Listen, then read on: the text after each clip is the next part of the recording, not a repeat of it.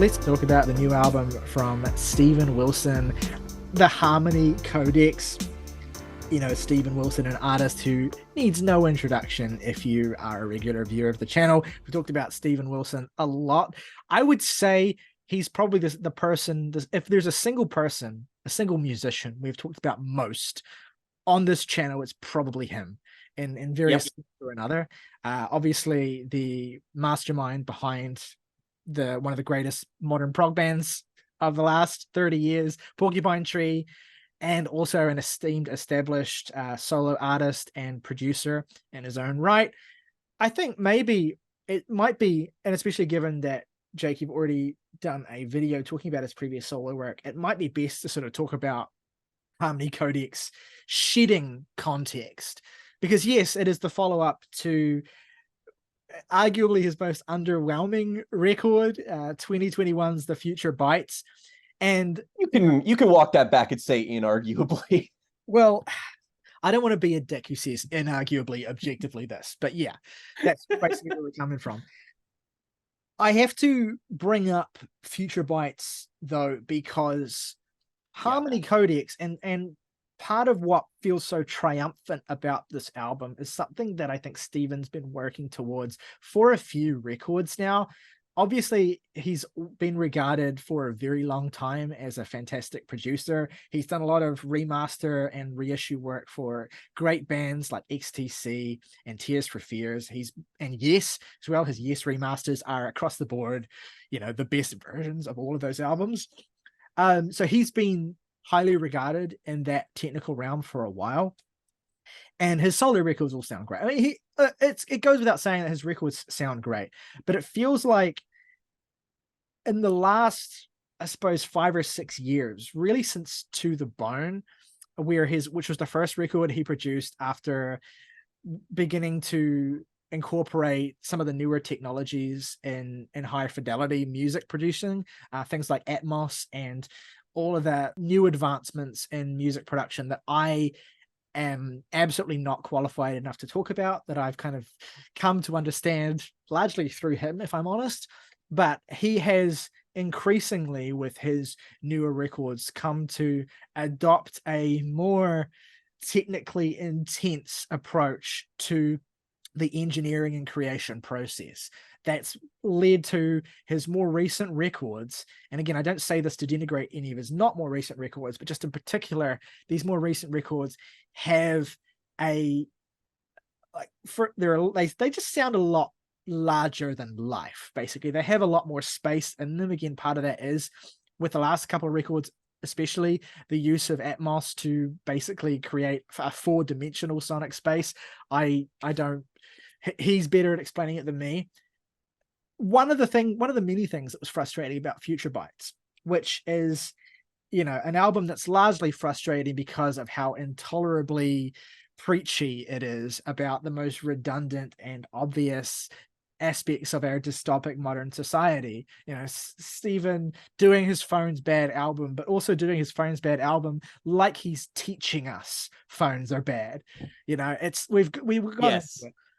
I actually didn't get to be with you guys when you reviewed it, but you know, you've expressed what is frustrating about that album, and we've talked about it and litigated it in enough detail for that to just be a matter of record.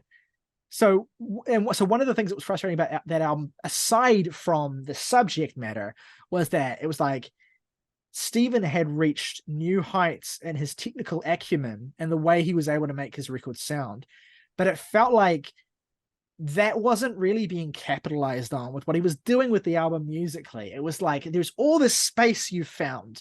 There's all this massive, you know, hugeness that you've been able to cultivate in your incredible advancements in technical production that felt wasted in that album. It was like a vacant space where the sounds were impressive, and the way that the whole record was engineered was remarkable from a technical standpoint, but the music didn't really let you appreciate that very much, because it was either incredibly sparse and ghostly, or it was just like all in service of this very tongue-in-cheek satirical, you know, playfulness that meant he was making songs like Eminent Sleaze, which were deliberately, you know, ridiculous and tasteless and garish.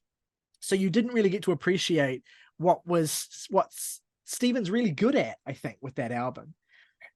And with Harmony Codex, the remarkable thing about this album is not only do you get the fullest yet capitalization on all of this technical acumen that he has, all of this experience, and all of this studio technology he has access to.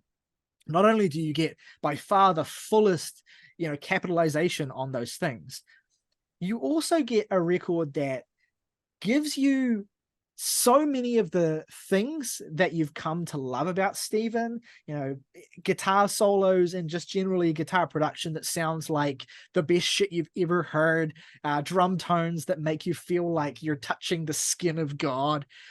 You get all of that stuff. And you also get this sweeping, genreless, ambitious, new prog opus that has a lot of individual elements that are familiar from things Stephen has done before, but it's all in a new context that makes it a completely alien album in Stephen's discography. It's like simultaneously a totally a new step forward or a totally a new creation that doesn't feel like a capturing of any specific record or era that Stephen has done before, yet also it showcases so many of the things that he is good at while still feeling brand new and modern and novel. It's remarkable. And I really do feel like it's genreless, except for the fact to say that it is truly a prog album in the truest, most real sense of the word progressive. It is Stephen pushing the limits of how he's perceived as a prog musician completely into the ether, incorporating elements of techno, of micro house and IDM, with elements of jazz and jazz fusion, with elements of traditional rock instrumentation, with elements of soulful balladry, and also even shades of the tongue-in-cheek satirical social commentary of the Future Bites. You have a spectrum of Stephen Wilson signifiers and new things for Stephen that belie what he's always been great at, but also obviously the influence of all of this production work he's done, reissuing and remastering records for other artists as well. This is, it's simultaneously the most Stephen Wilson album he's ever made and the least Stephen Wilson album he's ever made, depending on what angle you look at it from. And the most important thing about it is that it's great. It's a great album. Jake, take it from here.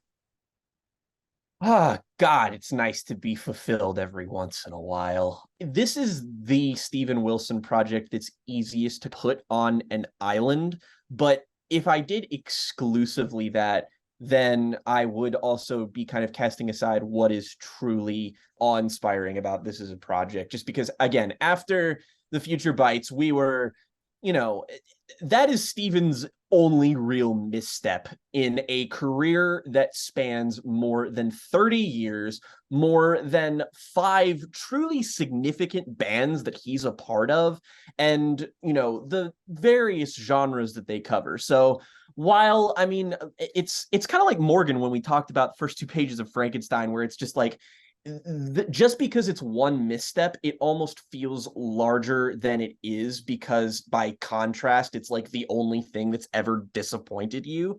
And that's somewhat true about the Future Bites. It was the severity to which it was a disappointment that really kind of offset me. But then, when Porcupine Tree came back out of the ether with Closure Continuation, and that album inarguably just had a better head on its shoulders than I think anybody was anticipating that it would, we were like, okay, that feels like a flash in the pan now. So I can properly be excited for whatever Stephen goes on to do next. And he's been teasing the Harmony Codex very vaguely for a long time now as being this ambitious project that he's been working on that's been genreless, that goes off into many different excursions, that, it's the kind of thing that's being sold to you as an experience and not an album. And for as pretentious as that sounds, it's kind of right, because consuming this is a fascinating endeavor.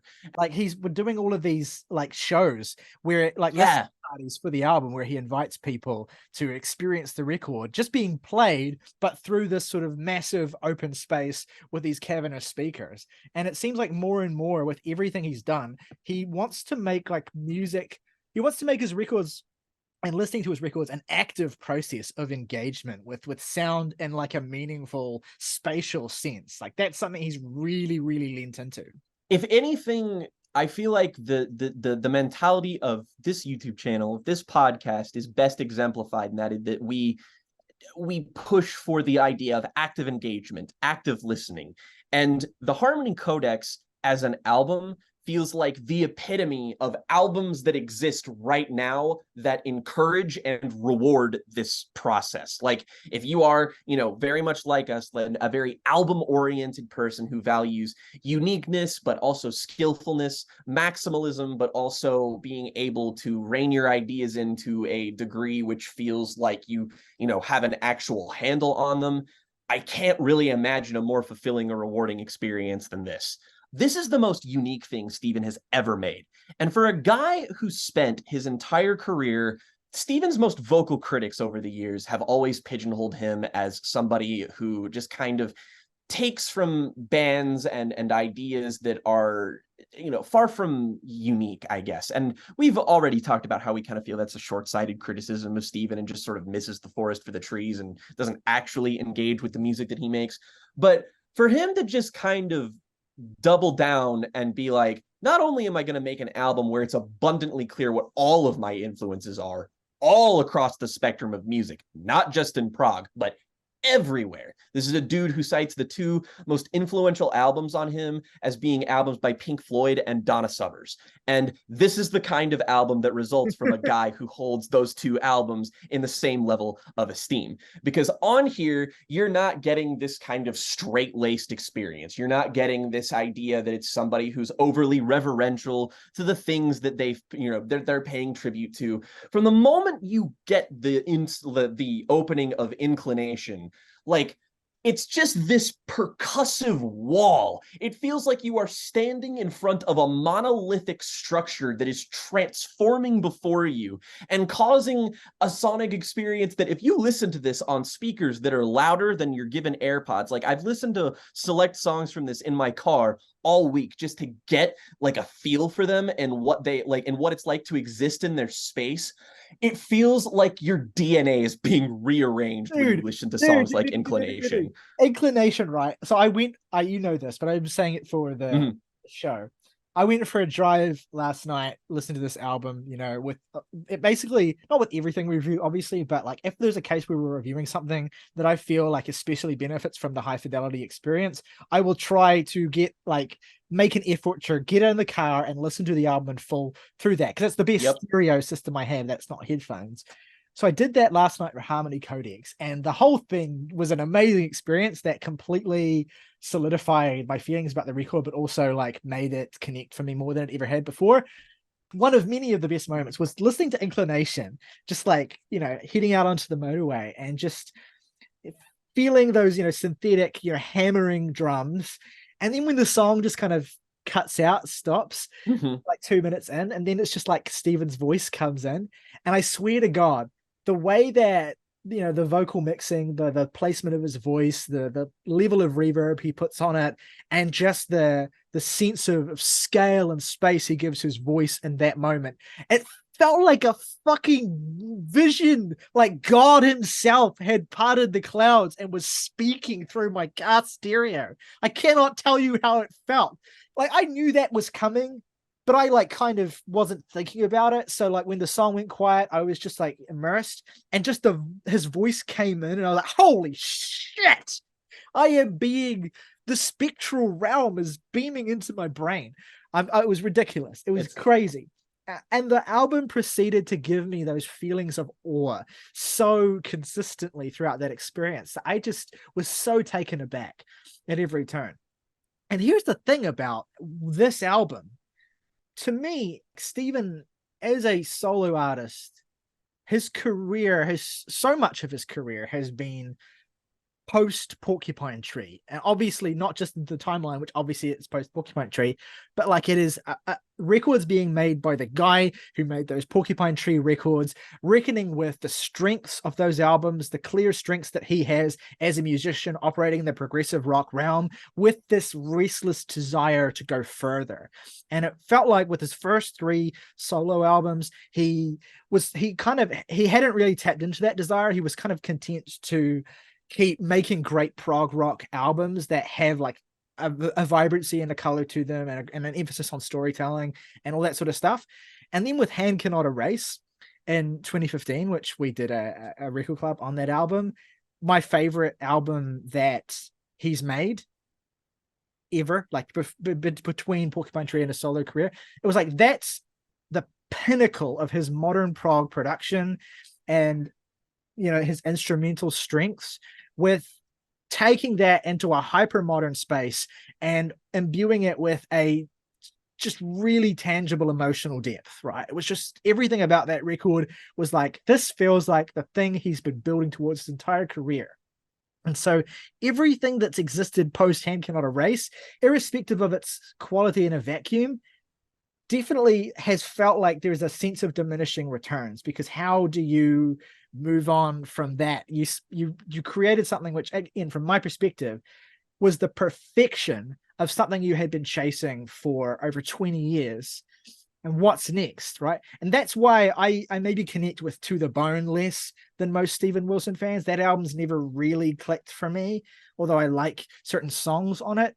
And, you know, obviously when the Future Bites happened, I was like, you know, I don't know how much faith I have in Steven as a solo artist to be someone who was going to continue to kind of inspire me, you know. And that was kind of compounded with the Porcupine Tree reunion album, which I loved, and kind of, even though it was like, this is legitimately like, we're not going to be ambitious in the slightest, we're just going to make a classic era Porcupine Tree album in 2022, and here it is.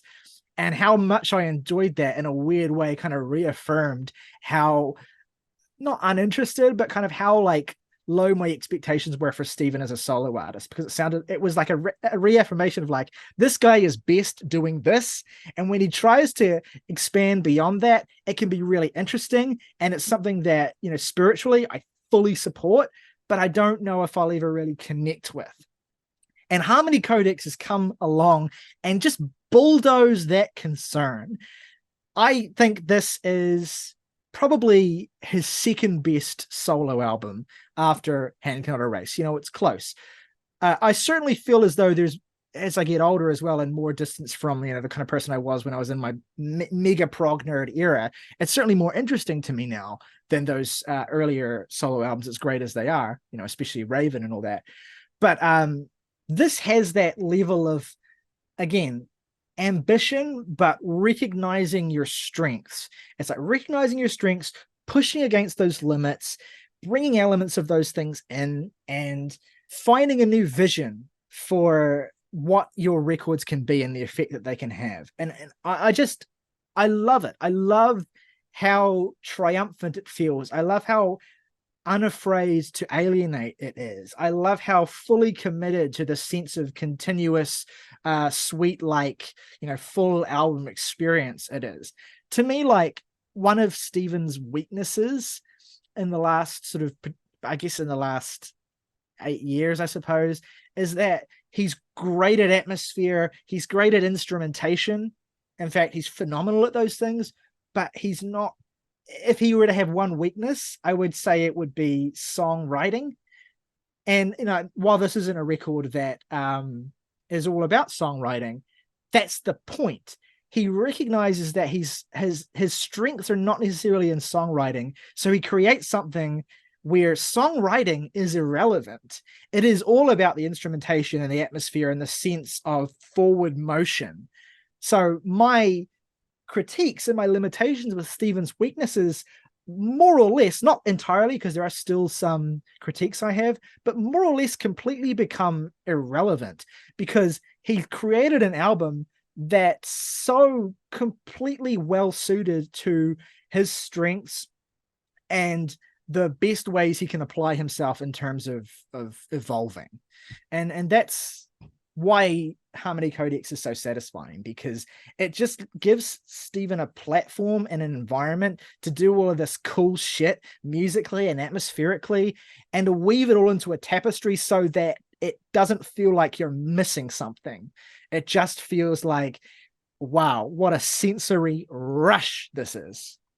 Rarely do you ever get albums that are so like self-consciously, it's not even like it's a career summary album, because to me this is an album that was like, certainly depending on the technology that Stephen was using to make it, but at the same time spiritually I feel like Stephen has always had the Harmony Codex in him. Like if 15 years ago, Dolby Atmos, mixing was a thing, I feel like he would have still tried to have made it back then. And the thing is that again, I talked about how it sort of exists on an island, but at the same time, it is still so inextricably linked to his identity as an artist that it's a perfect balancing act of where Stephen feels totally unbidden to all of his influences. He can just do whatever he wants on this fucking record. There's no structure that he has to adhere to. There's nothing that he has to do on this album. And as a result, it feels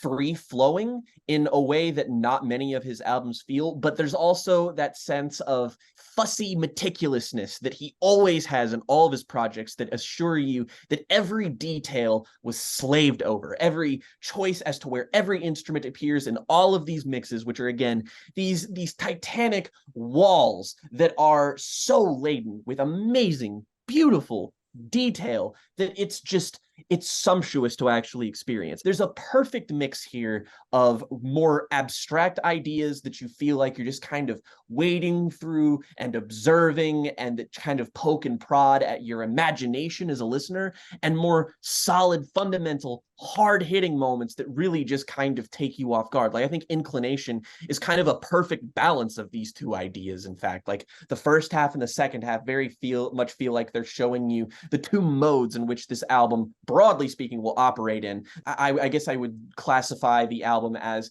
operating in moments where things are intensely direct and intensely abstract. What Life Brings, for example, I feel like is a follow-up to Inclination that gives you a bit more of a direct kind of feeling. And then Economies of Scale, which was one of the first singles, sort of doubles down on the abstractness. And that's sort of a kind of trip-hoppy excursion that, lyrically speaking, what you said I feel like is important to understanding this, and that like lyrically there are ideas here, but they're very abstract. Economies of Scale, for instance, it's this story of like a ship lost at sea, but that's it. That's the fragmentary passage and the image that you get, and the music just kind of builds around that feeling. And the album itself is about colliding all of these fragmentary lyrical ideas into one kaleidoscopic thing bound together by music. And I feel like everything sort of comes together in one of the year's unquestionable highlights for me, which is Impossible Tightrope. This is one of the greatest things Steven Wilson has ever fucking made. And if you know the kind of level we hold this man's music to, that is not something that I say lightly, because this is this full-on spiritual jazz fusion extravaganza, this fucking huge, it's Steven Wilson 10-minute trying long to make song. Steven Wilson trying to make his Mahavishnu Orchestra song, and it's so rad. And dude, the guitars on this, the saxophones, like, oh my God. Compositionally, like this side of him hasn't been explored since Grace for Drowning. And while I've really come to appreciate Grace for Drowning for what it is, that's always been one of the Steven Wilson albums that I've not connected with the most, just because it is like, it's a double album kind of mess, but at the same time it still kind of feels like he's playing things so close to the chest, so straight-laced, that it doesn't have the advantages that a double album mess maybe should have in what makes it gratifying from our perspective. Whereas Here, you do kind of have that appeal, but there's no disparateness. He's reviving this aspect of his sound, but it is so different from where it started that it's almost wholly incomparable. And I find that to be just massively fucking fascinating. And then immediately after that, you get kind of one of the more emotionally evocative moments on the album with Rock Bottom, which features Ninette Tayeb, who is a frequent vocal collaborator of Steven Wilson's, who, I mean, ever since I heard Pariah, I have been fucking obsessed with this woman's voice. She has one of the most beautiful singing voices in contemporary music. And it's like Routine as well. Routine being maybe the single best display of, you know, Steven's grasp on emotionality in his entire career, frankly. The collaborations between these two have been consistently highlights of their respective albums. Routine being, you know, one of the most devastating songs that Steven's ever been involved in, almost solely due to her and her performance. And then, Pariah being an absolute standout onto the bone. Her notable absence from the Future Bites, and now being back here on Rock Bottom, just absolutely. What I love about this middle stretch of the record is that, particularly just the songs from the stretch of songs of Economies of Scale, Impossible Tightrope, and Rock Bottom, like these three songs in particular, which all were pre-release songs, interestingly enough. They are each displays of Steven's strengths at the current point in time in completely different directions. Economies of Scale, that micro house sort of IDM, glitchy, atmospheric side of Steven that he's honed and developed in most recently. Impossible Tightrope, the kind of, you know, kaleidoscopic prog excess combined with this, you know, cool jazz fusion approach to it all that he's infused into it. And then Rock Bottom being like, here's me showcasing how I can produce a much more conventional but no less powerful, you know, torch song, basically, with a killer guitar solo to top it off. Three incredible songs that bear very little sonic relation to each other, but come one after the other in the middle of this album and are just a perfect microcosm for how well Steven has realized, you know, what he's been going for with this album. You know, to the extent that I do think that the record, the section of songs after that, particularly the title track and Time Is Running Out, maybe, you know, hold up a little less well in comparison because they're more purely atmospheric and they don't quite have the dynamism of that golden stretch. But then I think the album finds a really strong resolution with particularly the final track, Staircase, which is like, you know, it ties everything together. It ties almost every little sonic excursion the album's taken, every little genre reference point, and just gives you this sweeping finale that is ridiculously entertaining. I had a grin on my face listening to Staircase, because it's also worth noting as well that, especially in contrast to Future Bites, this is not an album that takes itself all that seriously. You know, there are a few moments of messaging that Steven kind of can't resist indulging in, but it's much more tongue-in-cheek and it lands better than it did on Future Bites. And, you know, part of it is Steven leaning into the ridiculous sort of pretension of, you know, things like the spoken word that appear on the title track and Staircase, and, you know, some of the things that he talks about in his lyric writing, and also just some of the, you know, aspects of the way that, you know, guitar solos will come in and the sounds of these sorts of things. You know, these are aspects of goofy prog nerds ephemera that Steven absolutely includes knowingly, and does give the record a kind of, you know, it helps to undercut the sense of overbearing self-seriousness that this record might have had if, you know, things had panned out a little bit differently, or if Steven had taken it with a slightly different tone. The whole thing, and this is especially true the closer you get to the end, because it really amps up with the finale, with the last few songs, as really just knowingly ridiculous and knowingly goofy and knowingly tongue-in-cheek. And that's what sticks the landing so well, is that the first half of this record, you're just totally in awe of how, you know, diverse and varied and exciting all the sounds he's showcasing are. And then towards the end, when the record threatens to kind of get tiring, there's an injection of if not outright silliness, then at least levity with a song like Actual Brutal Facts, and then with the everything about Staircase that allows you to be grounded again and allows you to appreciate the journey that you've been on, and that it is a nerdy passion project, but it amps up its self-awareness as it goes on, basically, is what I'm trying to say. And that makes it stick the landing really well. I think it's just very well rounded, and I never get the sense that it's trying to be something more than it is. While at the same time, it exudes this ambition and this outward reaching feeling that somehow never manages to conflict with that. It's just so well pitched on every level.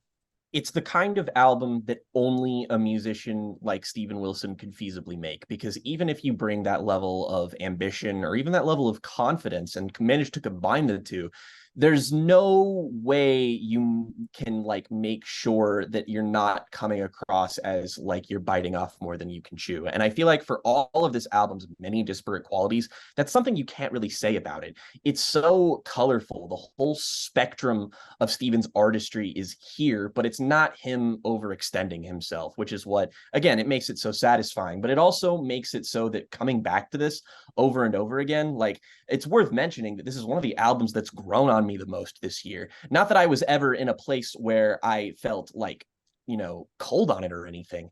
It was just that at first, the monolithic nature of it, the Titanic way, the fact that we just don't get albums like this made by anybody, period, is something that made me have to be like, I'm gonna have to listen to this multiple times, because this is something that you have to, skew and orient yourself to be in a very particular mood to listen to. And in that respect, coming back to it, everything has just fallen into place with me more and more, to the point where there are moments, again, kind of in that second half, that at first like didn't leave the biggest impression on me, but I've grown to appreciate the detail of more and more. The eccentric IDM of Beautiful Scarecrow I find captivating. I think that the title track, personally, while like, again, it was one of those songs that I didn't really know what to think of it that much when I first heard it, I just think is one of the most gorgeous sounding things that he's ever made. I absolutely love it. And even then, again, Actual Brutal Facts was a song that from the title alone, I was apprehensive of going into this, because I was just like, okay, that's a bit whatever. And look, it's not devoid of him being a bit more like blunt and silly, but here's the thing. When you become a fan of Steven Wilson, there are certain things that you have to take at face value. Dead Wing, one of our favorite collective Porcupine Tree projects, has no less than 2 songs on it where Steven Wilson could be construed as rapping, basically. And it's not that different from what he does on here. But again, the percussive thrum of this is so satisfying sonically that got like a Bond thing with the guitars as well. They've got this down, it's so silly. It sounds that like that, and it sounds like Rush. That sounds like Alex Lifeson. It's so on the money. Like, oh my God, it sounds like Grace Under Pressure. It's like he took that tone directly from that album and stuck it right on here. And I love it. Someone online say that Steven used the same vocal filter on Actual Brutal Facts that Geddy Lee used on Roll the Boats.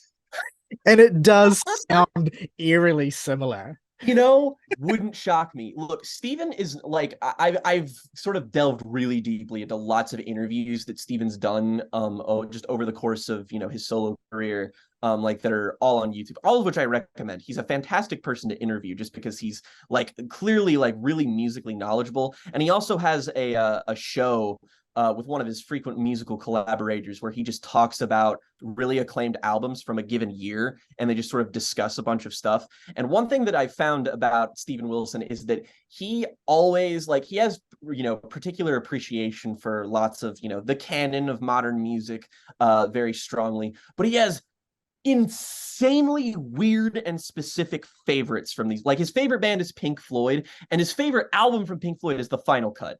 Who in the fuck other than Roger Waters' favorite Pink Floyd album is fucking The Final Cut?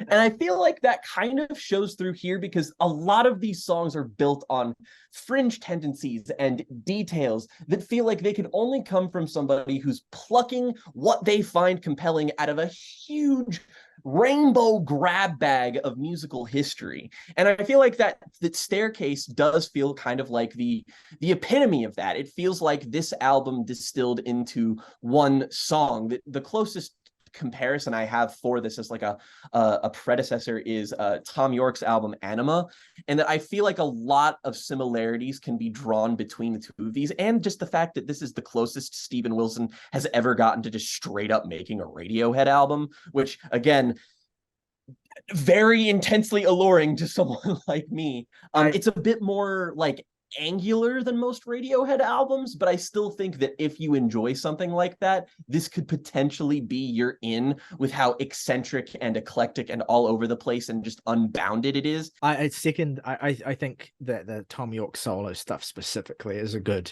comparison point, and I second Anima.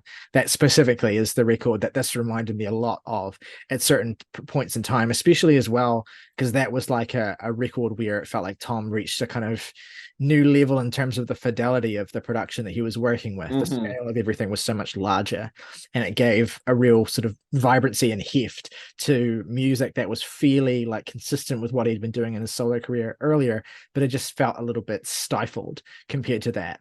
And yeah, here I think as well there are moments of that too. I think that any comparison with Radiohead is a logical endpoint of the way that this attempts to give a progressive bent on alt rock in certain elements of it as well. I think that Time Is Running Out is the most Radiohead-esque song on here for that reason. But yeah, it's certainly, I think, a record that will appeal to people who like, music that exists in that weird fringe space where it's like music made by musicians who are clearly like coming from a history of rock music, but have like a deep-seated love of electronic music and jazz music, and a desire to infuse like Aphex Twin and Mahavishnu Orchestra and Miles Davis all in a melting pot, the same way that Radiohead did with Kid A, and to a lesser extent in Rainbows as well. So yeah, I think that people who find that to be the most compelling work of a band like Radiohead will really find a lot to dig into here. Music that exists like purely for the sake of itself, Anyway, I think it's a good point to wrap up.